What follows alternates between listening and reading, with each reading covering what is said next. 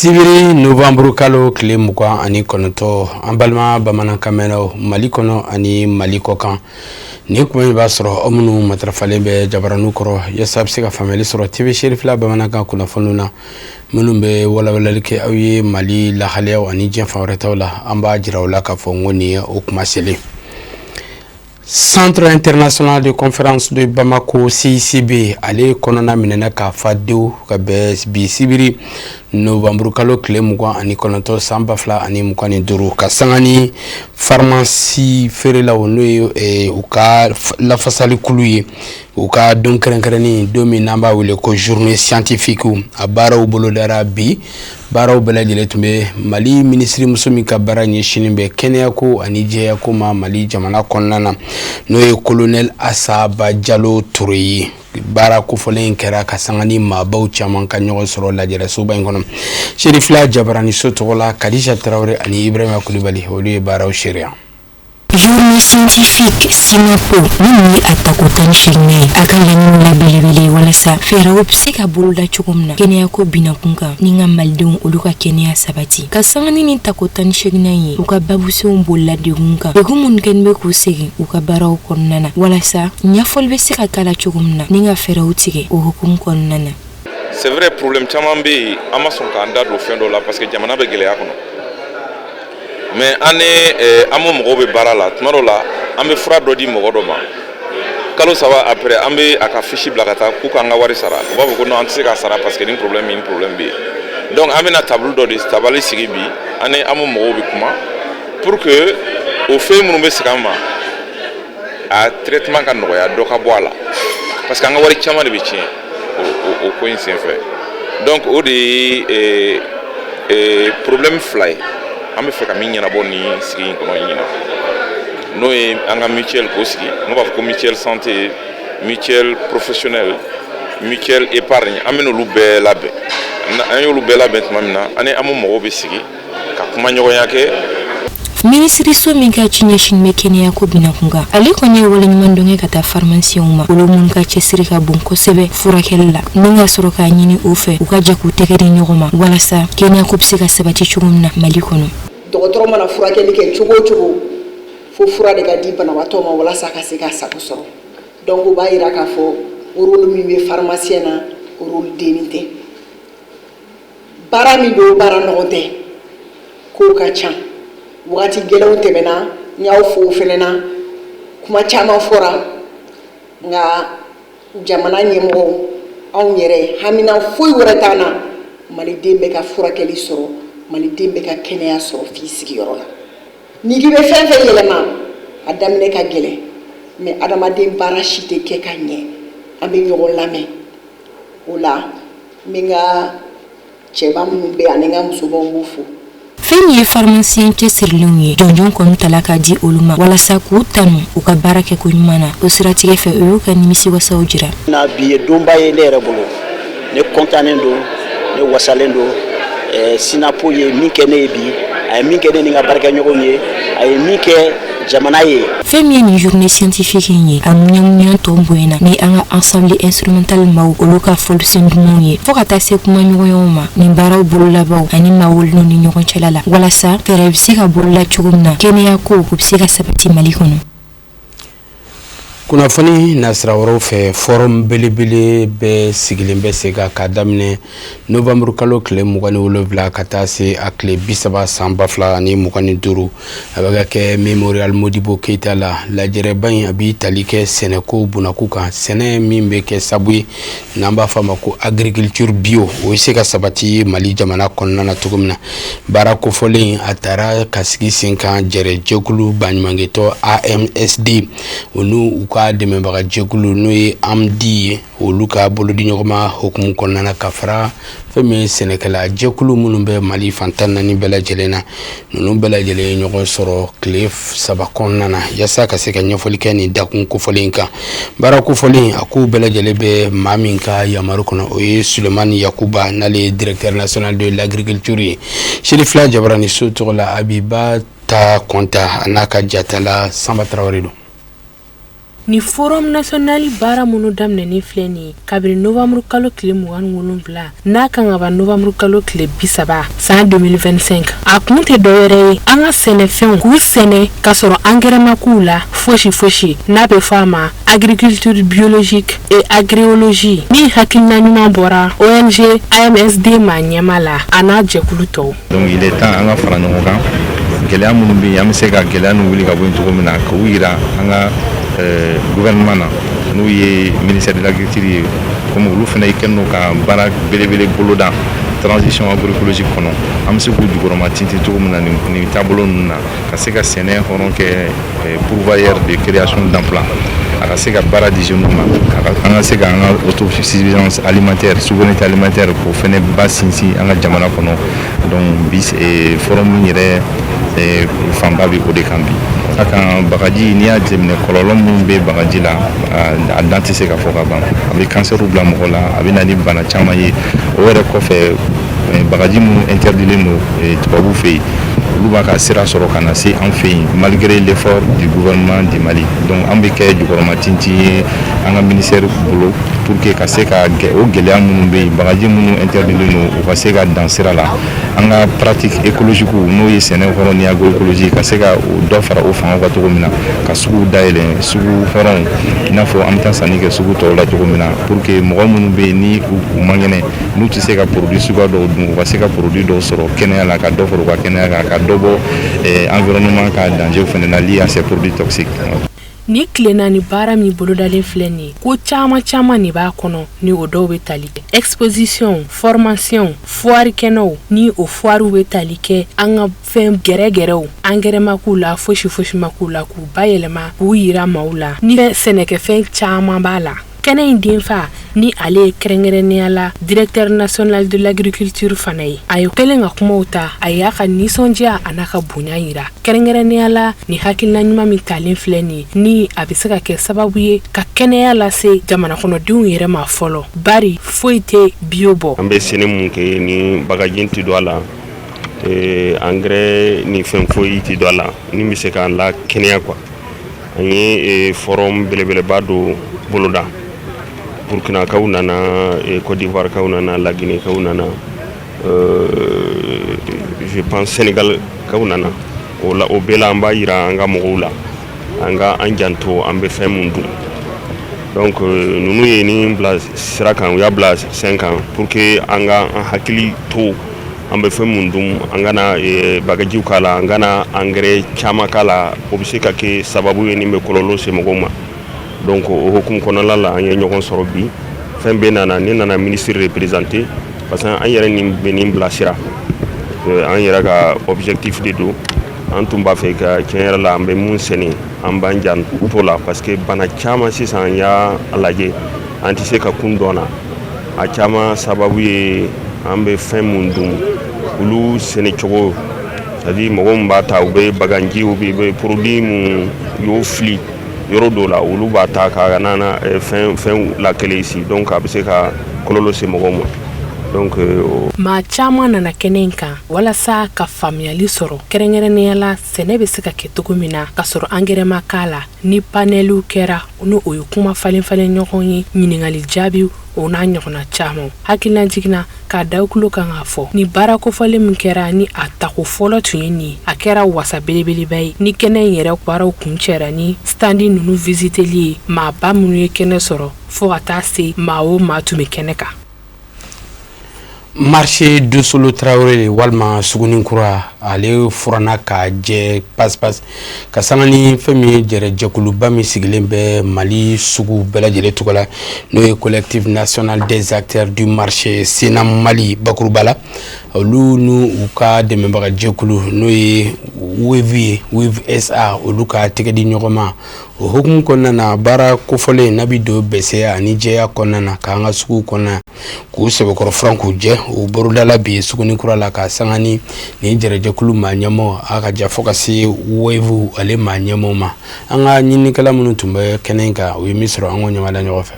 Bidon kɛra donba ye collectif national des acteurs des marchés du Mali Senam mɔgɔw bolo ka sabu kɛ u ni Wave SA mɔgɔw ka bolodi ɲɔgɔnma ye ka don kɛrɛnkɛrɛnnin ta ka kɛ sanuya ani jɛlenya ye ka sugunikura ɲama bɛɛ lajɛlen cɛ min kɛra u bolo tare ye. Sɔgɔmada in na baara an ni Wave mɔgɔw ka bolodi ɲɔgɔnma an b'o de kɛnɛ kan aya partenariat dɔ tɛmɛna ni ɲɔgɔn cɛ min ye k'an ka sugu saniya aya n'i ko sugu saniyali i ko famille bɛɛ ka kɛnɛyali ɲinini parce que ni sugu saniya tɛ an tɛ se ka kɛnɛya aya bɛɛ ɲɛ b'a la sugu in nɔgɔlen don ka se degré min na mais u nalen baara kɔnɔna na u y'a yira k'a fɔ u b'an dɛmɛ saniyali la o saniyali a b'i ye bɛɛ ka du kɔnɔ parce que n'i y'a jateminɛ Sugunikura ale de fɛn kɛnɛw bɛ bɔ yan nɔ ka taa feere Bamakɔ quartier bɛɛ la commune bɛɛ bɛna taa yan de i ye faama i ye fantan ye i ka balo bɛ ka bɔ yan ni yan saniyara a bɛ komi bɛɛ de saniyara o tuma na u ye an dɛmɛ sɔgɔmada in na baara in an ka se ka kɛ ɲɔgɔn fɛ an ni olu ani voirie mɔgɔw an ka partenariat an filɛ n'o de kɛnɛ kan ala barika la an b'a fɛ nin ka k'a daminɛ nin kana k'a laban ye parce que Senam Mali a bɛ Mali fan bɛɛ comme Wave fana bɛ Mali fan bɛɛ o tuma na o bolodi ɲɔgɔnma kelen ni ala ma basi wɛrɛ kɛ an b'a daminɛ Kayi fo Kidal pour que ka baaraw kɛ ɲɔgɔn fɛ a en même temps nin partenariat de ka d'an ye ka tɛmɛ fɛn caman kan parce que bɛɛ b'i yɛrɛ y'a kɔnɔ i yɛrɛ ɲɛ b'a la ɲama min bɛ ka bɔ bi a bɛ kalo damadɔ bɔ an bɛ se k'a fɔ waati tɛmɛnen na an ni ministre ye baara in kɛ an b'a fɔ promotion de la femme madame Jara an b'a fɔ ale nana kɛ mais Wave mɔgɔw fana filɛ nin ye ka na an boloma dɛmɛ pour que an ka se ka saniya ye an k'a boloda ni ala sɔnn'a ma taalen ɲɛfɛ peut-être sugu wɛrɛw fana bɛna kɛ min tɛ Sugunikura dɔrɔn ye an fana bɛ welewele min da min lase an ka mɔgɔw ma o k'a dɔn k'a fɔ nin réseau in nin de y'u ta ye parce que mɔgɔ min b'i dɛmɛ i ka kan k'o de dɛmɛ mɔgɔ min ko k'a b'i dɛmɛ i ka saniya la a b'i dɛmɛ i ka kɛnɛya la i ka kan k'o de dɛmɛ o tuma ni ala sɔnn'a ma an fana seko ye min ye ka Wave dɛmɛ Bamakɔ yan ani région na ni ala sɔnn'a ma an b'a kɛ. Nin cakɛda in ɲɛmamuso a ka fɔla u ni Senam maaw ka tɛgɛdi ɲɔgɔnma a kɛra tare baw a bɛ kɛ sababu ye ka se ka kɛnɛya jɛlenya ani bɛsɛya k'o sabati an ka suguw kɔnɔ. Anw ni Sugunikura mɔgɔw bɛ baara kɛ a bɛ san bɔ sisan ne bolo ni ne mɔgɔ bɛ baara kɛ ne degun min b'u kan i b'a essayer k'u dɛmɛ n'o ye Wave ka baara c'est vrai an bɛ wari baara de kɛ an bɛ mɔgɔw dɛmɛ ka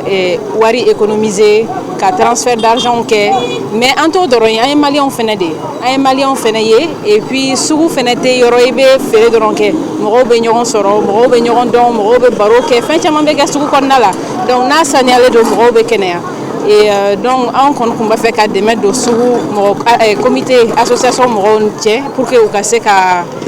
sugu nettoyer. Bon, on espère qu'à tena dans chien kelen ma on espère qu'à mena se ka kɛ de temps à autre mais ni kɔni ye fɔlɔ ye an b'a tester k'a lajɛ fɔlɔ on espère que Inch'Allah an bɛ se ka caman kɛ nin kɔfɛ pour l'instant an y'a daminɛ ni Sugunikura ye mais Inch'Allah a bɛ se ka kɛ ka ni sugu dɔ wɛrɛw bɛ se ka baara kɛ fɛnɛ comité in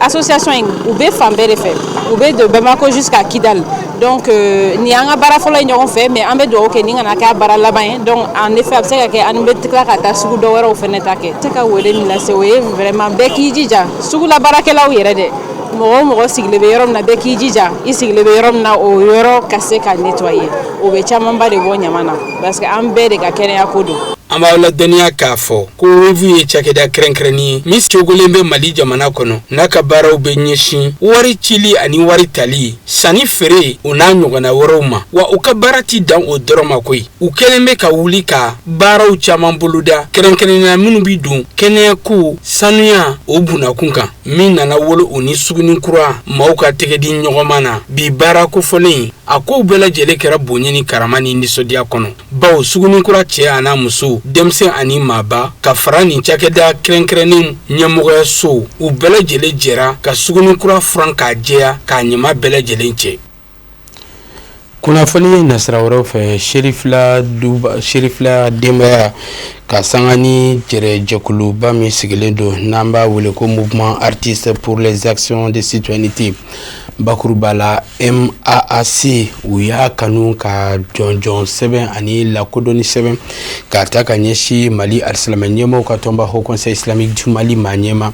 Mali alisilame diinɛ ɲɛmɔgɔw ka fara ɲɔgɔn kan jɛkuluba groupement des leaders spirituels musulmans du Mali ma ɲɛma silamɛya dɛmɛtɔ Ansaru ɲɛjɔra Seyɛd Sherif Usman Madan Haidara a denkɛ filama n'o ye Asɛd Sherif Ahmad Tidiane Haidara a n'a balimakɛ n'o ye Asɛd Sherif Badara Aliyu Usman Haidara ka sangani u ka cɛsiri ani wuli ka jɔ bunahadamadenya sabatili ko ɲuman diinɛ laseli ko ɲuman ka sangani jɔyɔrɔba min u kɛlen bɛ k'o ta bunahadamadenya la yaasa bɛn ani kelenya o se ka sabati cogo min na an ka ɲinikɛla Kadija Traoré ale bɛ ɲɛfɔli kɛ a ko la. Mark ma olu ka nin wale nye wale ɲuman dɔn ani bonyamasigi ka ɲɛsi maaw ma mun ka wuli ka jɔ ka bon kosɛbɛ bɛn kelenya ani koto ɲɔgɔn tala ɲini na Mali kɔnɔ o siratigɛ fɛ fɛn min ye Asɛd Sherif Usman Madan Haidara ye ale denkɛ fila olu jɔyɔrɔba yela o waleya ninnu na jamana kɔnɔ. Il est la fierté de l'islam bi sɔsɔli foyi t'a la ale ka drapeau dikun ye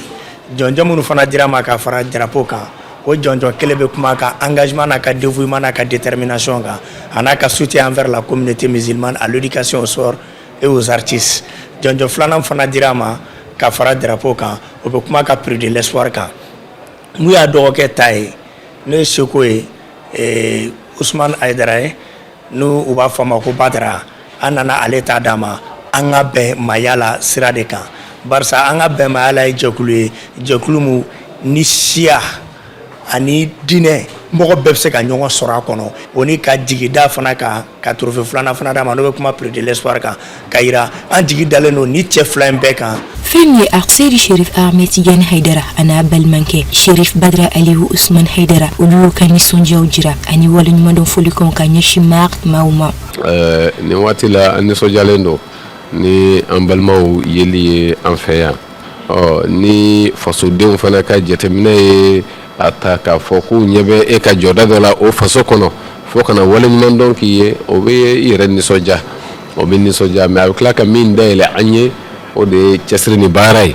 sabu mɔgɔ dɔ ɲɛ ka e ye k'a fɔ ko jɔda dɔ b'i la dɔrɔn i ye ko dɔ de sɔrɔ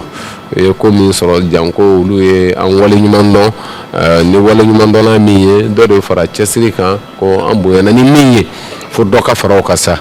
ka ɲini Ala fɛ jamana in dekun minnu b'a kɔnɔ a wulibaga ye Ala ye Ala ka wuli hɛrɛ bɛ Ala bolo Ala ka don faso in kɔnɔ fasodenw ni ɲɔgɔn cɛ kanbɛn cɛbɛn Ala k'o nɔgɔya an bɛɛ ye. A ka dɔn k'a fɔ ko nin kɛnɛ ɲɔmuɲa tɔn boyena ni nin jɔnjɔn ninnu dili ye Zamzamiw ka kunna wolonfila ma. Société de construction min bɛ tali kɛ fɛn min ye sanuko ani an ka dugujukɔrɔfɛnw n'an b'a wele ko ko Masal u y'a ka bɛn ni a ma ɲɛma n'o ye Ibrahim Khalil Kamara a ye don kɛrɛnkɛrɛnnen sigi sen kan k'a kɛ jɔnjɔn di kɛnɛ ye ka ɲɛsin maaba caman kɛrɛnkɛrɛnnen la a ɲɛsinna fɛn min ye président belebele min bɛ yen nɔ n'ale ka baaraw bɛ ɲɛsin forage ani dugujukɔrɔ nafolo olu la baarali ma n'o ye Dramani Bagayogo ani a ka cakɛla n'o ye secrétaire général Fasara Sisoko ninnu ka jɔnjɔndiw farala ɲɔgɔn kan ka kɛ nisɔndiyaba ye bonya ani karama kɔnɔna na ka sanga ni jɔyɔrɔba min taara u fɛ nin baara ninnu yakubali la ka fara u kan fɛn min ye inauguration ba o fana kɛra u ka bureau kurakura min kɔni baara la u fɛ ni lajɛrɛba ninnu bɛɛ kɛra ka bɛn tɛnɛ novembre kalo tile 24 san 2025 a kɛra Sakola Bada kaw fini no min bɛ commune Sitakili commune la Keɲeba cercle la an ka tamaden minnu tun bɛ o nɔfɛ Tɛnɛɲa Traoré a n'a ka jatala Abubakar Traoré don. Ka sanga ni balandonaw ka ɲɛmɔgɔ Mali la Musa Sisoko ale n'a nɔfɛbagaw ka bɔ Mali kɔnɔ ani Mali kɔkan jamana wɛrɛ dɔw la i n'a fɔ Laginɛ o n'a ɲɔgɔnna wɛrɛw u sɛnsɛnna ka don kɛnɛ kɔnɔna la balandona caman fɛ ni u bisimila Sakola Bada dugutigi ka représentant fɛ o de kɛra ka ni jɔnjɔndi baara in dun min la ɲɛnamayara Skop Masarli fɛ n'o dɔ bɛ min traditionnel baara ko fɔ n'an ko a ma ko balandon o la balandona yɛrɛ tɛ dɔwɛrɛ ye maa min bɛ fɛɛrɛ dabali baara kɛ yiri la walasa dama kana na firi a manifiɲɔgɔnw kan an bɛ se k'a fɔ fana ko lakana tigilama dɔ don ka duwawu ye ne y'a ye min ye yɛrɛ ye n ka commune fan bɛɛ ka kɛɲɛ taga ye nin ko in na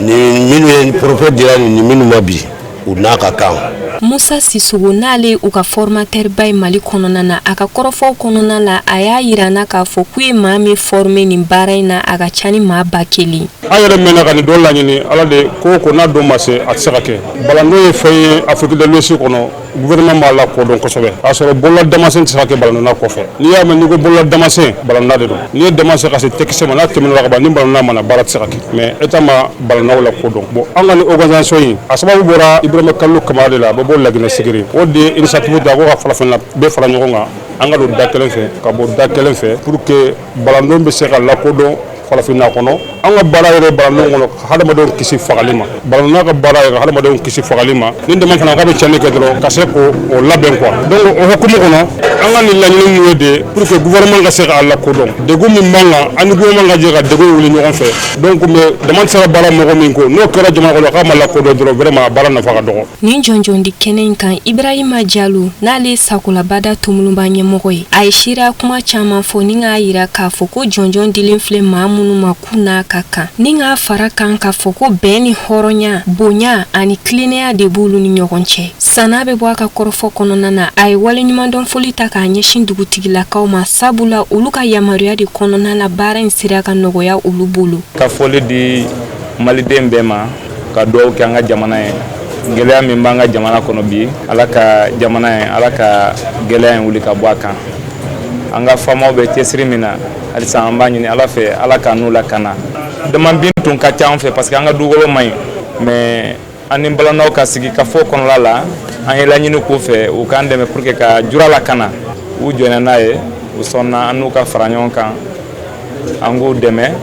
u bɛ jigin kalo kɔnɔ siɲɛ 3 u bɛ jigin dama o dama kɔnɔ k'a contrôler ni dama min man ɲi a bɛ lajɔ a bɛ réparer o kɛra sababu ye ka gɛlɛya caman bɔ an kan damabin kɔnɔla la donc bureau in dayɛlɛ kun ye min ye yan dɔrɔn tɛ i bɔra yɔrɔ o yɔrɔ n'i ye balanduna ye n'i nana i ka bureau de don i kana bisimila n'i sera ka n'i yɛrɛ présenter i bɛ bisimila min man d'anw ye o ye de i kana don an ka yɔrɔw la ka sɔrɔ i m'i présenter an ka balandaw ka bureau kɔnɔ parce que ni m'i présenter n'u y'a déclarer an b'i ka balandaw an b'a supprimer an fɛ o kɔni o y'anw ma wajibi de parce que balandaw farala ɲɔgɔn kan a bɛ se ka kɛ i bɛ na ka sɔrɔ i tɛ se ka balan dun karamɔgɔ t'i la i bɛ na dɔrɔn k'a fɔ ko i ye balan dun n'a ye ka sɔrɔ i tɛ se o bɛ kɛ sababu ye ka tiɲɛli nati jura kɔnɔ o ɲɔgɔnna caman de bɛ yen an ka balandaw sigikun yɛrɛ fanba yɛrɛ ka bureau fɛngɛ o de don parce que i tɛna an ka yɔrɔ la cogo si la ka taa yiri dun jura kɔnɔ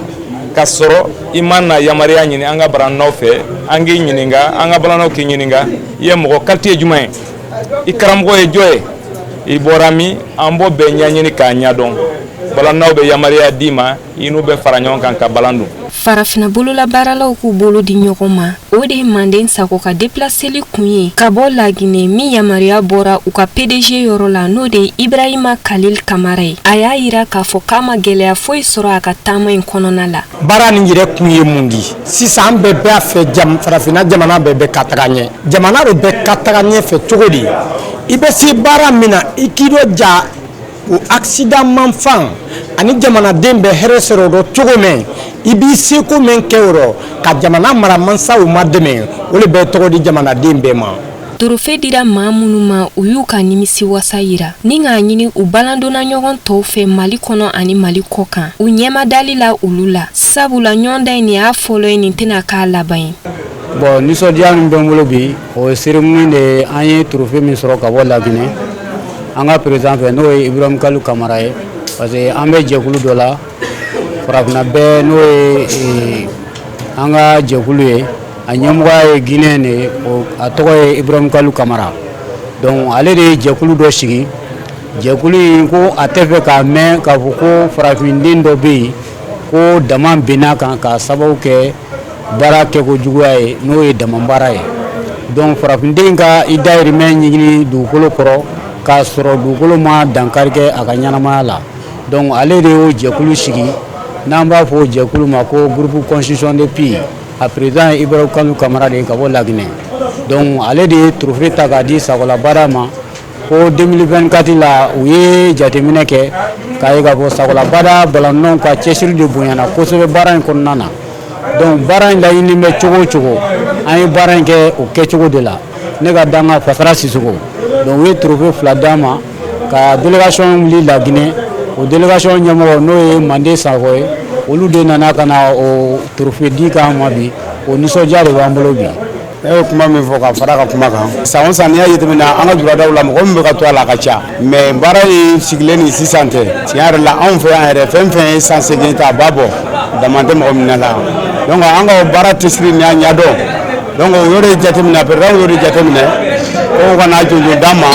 min fana bɛ se ka anw ni an baarakɛɲɔgɔnw nisɔndiya ka dɔn k'an bɛ baara min na k'an tɛ mɔgɔ kelen ka baara la k'an bɛ jamana de ka baara la. Suta ale de kun ye artiste invité li o la ka sanga ni trophée ni attestation dile maa minnu n'a ka kan ma ka fara ruban symbolique tigɛli kan n'o bɛ balandonnaw ka biro dayɛlɛli ko fɔ ka fara duwawudon kan o de kɛra ka sigi in kuncɛ an b'aw ladɔnniya k'a fɔ ko kɛnɛ ye maa caman de fara ɲɔgɔn kan n'o bɛ tali kɛ dugutigilakaw la tɔnboloma ɲɛmɔgɔw balandonnaw société civile représentant kɛnɛ denfa a n'a denba ani délégation wɛrɛw minnu bɔra Mali kɔnɔ ani Mali kɔkan jamana dɔw la ni kuma galama dir'u ma u ye hakilina ɲuman ta b'a fo kosɛbɛ. Kunnafoni kuncɛla an bɛ taa farafinna ani diɲɛ fan wɛrɛ kibaruyaw la minnu bɛ lase aw ma karamɔgɔ Musa Fɔba fɛ.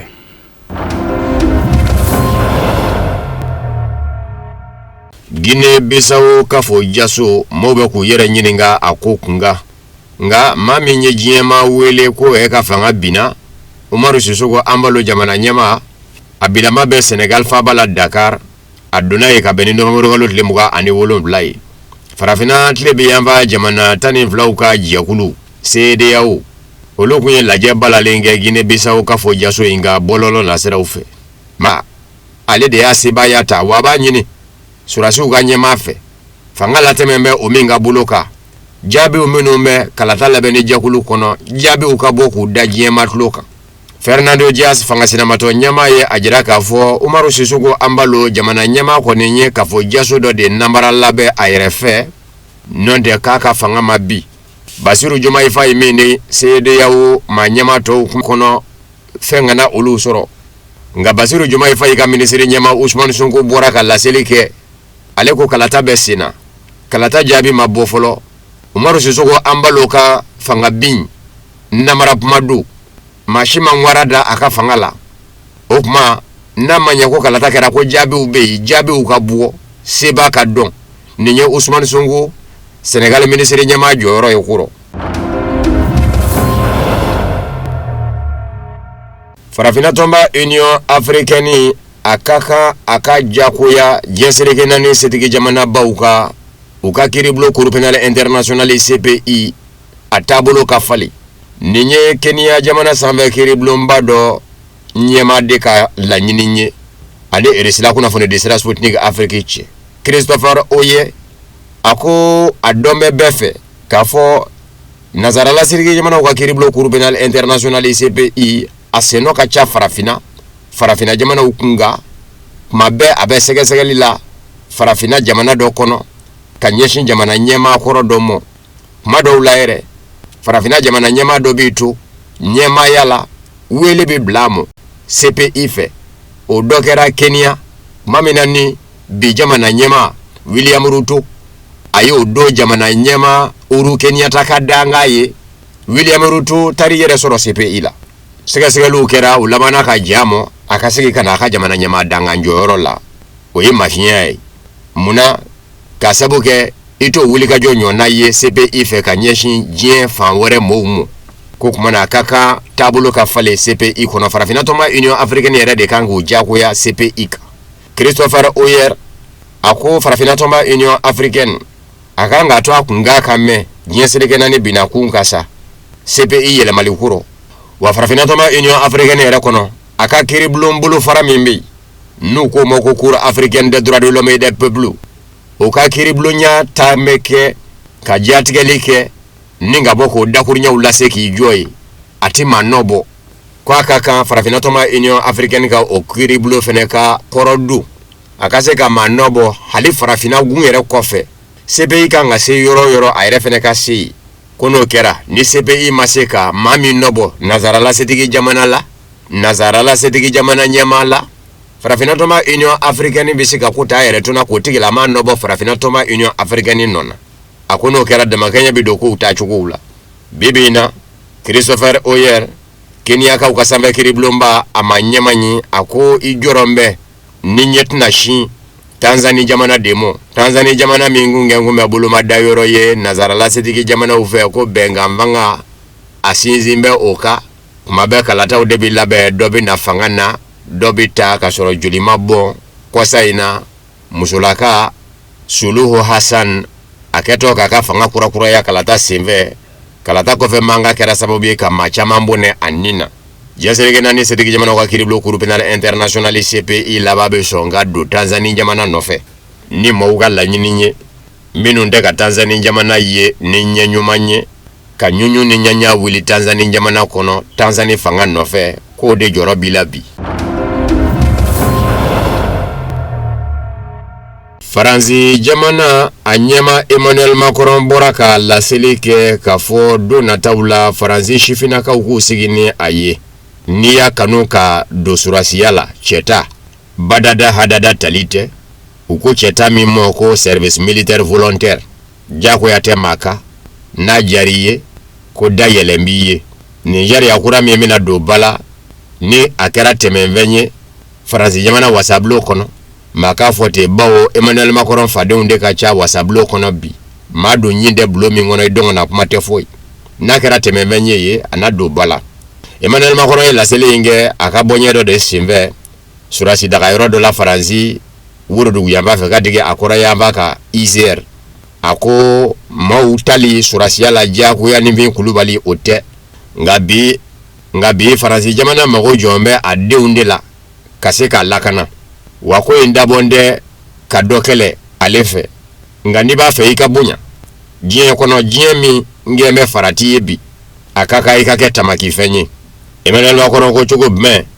sifinnakaw bɛ se ka kɛ nafa ye jamana mɔ n'o sifinnakaw ma labɛn kabini kelen jamana fɛ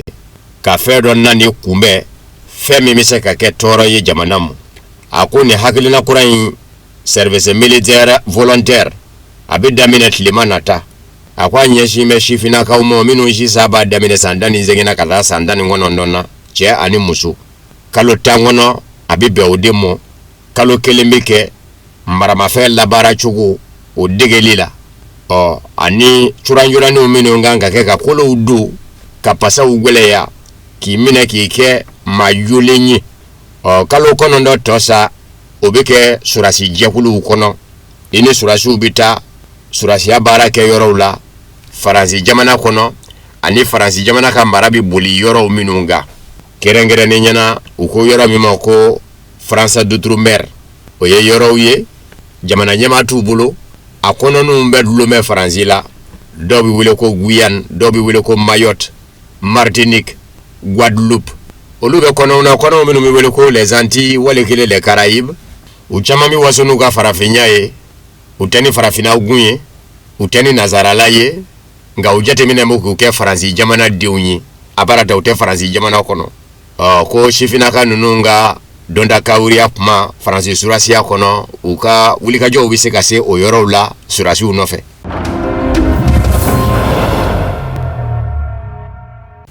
Amérique jamana duguma wasablo chambre des représentants a wasade muso dɔ ko Ana Paulina Luna y'a jira k'a fɔ Volodymyr Zelensky ka directeur de cabinet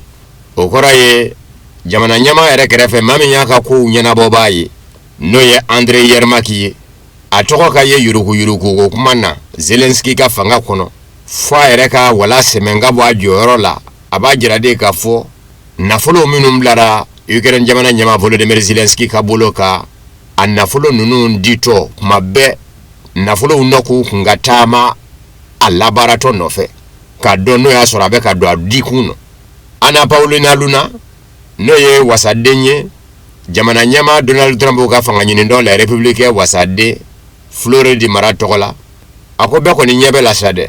a yɛrɛ k'a fɔ a kun ka kan nafolo bilatɔ Volodymyr Zelensky ka bolo kan ani iresilacɛ kɛlɛ lɔ a nafolo ni nɔkun taama ni kun ka kan nga ka nafolo shuru Volodymyr Zelensky na ka fanga ka ama nyenyini no asoro nafolo dile be ka do ado dafe ko yuruku na ne le ni ye kuro nafolo labarato fo Volodymyr Zelensky ereka directeur de cabinet Andrei Yermak aleka wala seme ka joro bla ka sabu ka to ko noroko ko jugu ko yuruku de besena Ukraine ndama worgalo leta temene yuruku kele jakulu bafla Ukraine minunu blonde Volodymyr Zelensky ka fangana bureau national anticorruption ani parquet spécial anticorruption chama ngeme ka jira ka fo Donald Trump de keme ka jakulu bafla nunu ngwa wili ka ke Volodymyr Zelensky ka fangaka jango abese ka jeni Amerika jamana nyama Donald Trump ka kele ba fere dajira leyi ani irislache ko bulut no mindu olu de ka wili ka jo kera sababu ye ka Volodymyr Zelensky ka fanga sebe korola no bi wasablo luna aseve ka sabu ke yuruku fanga bonya ko jugu ye ma chama ndoko yira kuro wasade minumbe jamana nyama Volodymyr Zelensky ere fafe wasablo kono olu de wili ka jo ke ko fo Volodymyr Zelensky ka directeur de cabinet Andrei Yermak bla ka boa anofe le morgalo tlemwa ani segi sega leke jakulu bafla nunu nduna Andrei Yermak fi ka yoro ularawe ayara nyingale kunya jira ka fo sega lu besina madama do o kope Volodymyr Zelensky jamana nyama era bora ka fo aka directeur de cabinet Andrei Yermak ye wala seme ka sebe DMO bi Volodymyr Zelensky ka directeur de cabinet Andrei Yermak be ka femi vo o ye ka fo ale ba fe kata kele kono kele mimbe Ukraine ni erislache aba fe kata kele daro Amerika jamana kuna fo ni disra do nani nyonje baro seve ayo defo ka fo ale dambi yerela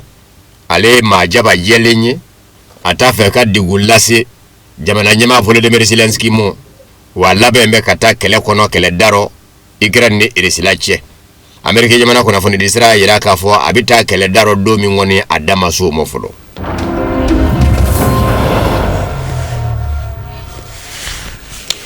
o de fana bɛ dansiri bi bamanankan kunnafoni sɔrɔlen na minnu farala ɲɔgɔn kan kunnafoni di so ɲɛmɔgɔyaso fɛ